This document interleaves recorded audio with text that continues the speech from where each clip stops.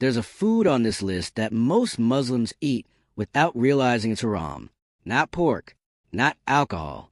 Something hiding in your favorite snacks right now. Stick around because number one will shock you. Before we get into it, hit subscribe and turn on notifications because I break down Islamic knowledge every week in a way that's simple, honest, and backed by real sources. Let's get into it. Number 10, pork. Pork tops almost every list. The Quran mentions it directly in Surah Al-Baqarah, where Allah calls impure.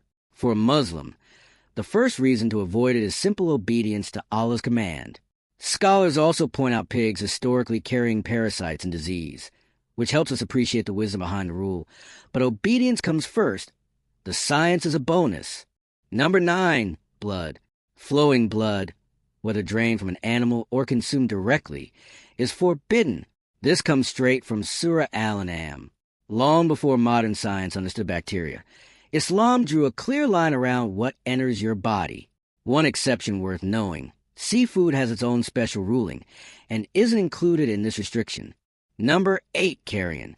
That means any land animal that dies on its own from disease, injury, or natural causes without being properly slaughtered.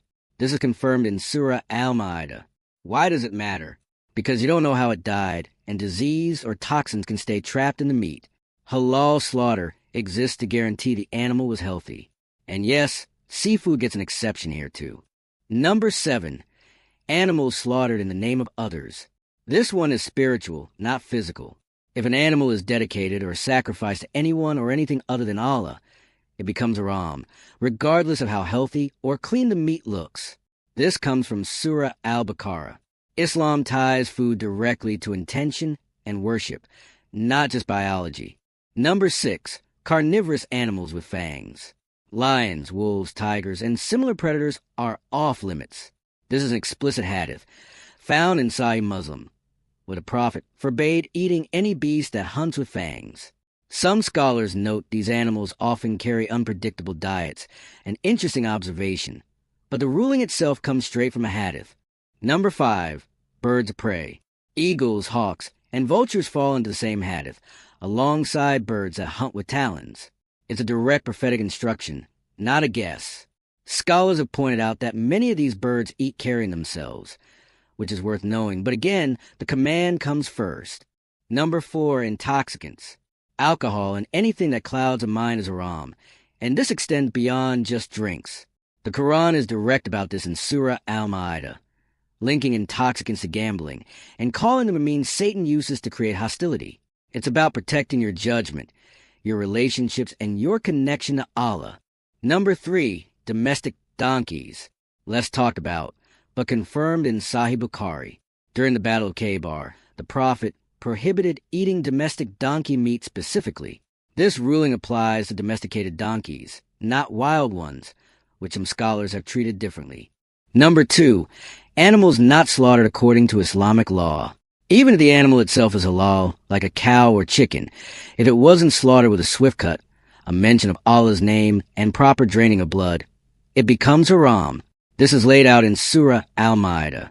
It's why halal certification matters so much for Muslims buying meat today. Number 1, gelatin and hidden animal derivatives. Here it is, the one hiding in plain sight.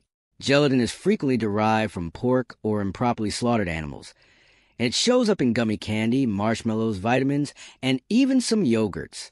This is actually a topic scholars still debate, since some argue that full chemical transformation of the source changes its ruling. But to keep things simple and safe, most scholars advise sticking to halal-certified gelatin or plant-based alternatives like agar-agar. In 2026, with more processed food than ever, reading labels has become part of practicing your faith. These rules aren't random restrictions. They start with obedience to Allah, and when we look closer, we often find wisdom in health, mindfulness, and awareness of what we allow into our bodies. If this opened your eyes, even a little, drop a comment with which one surprised you most. And if you want more breakdowns like this, you already know what to do. Subscribe, and I'll see you in the next one.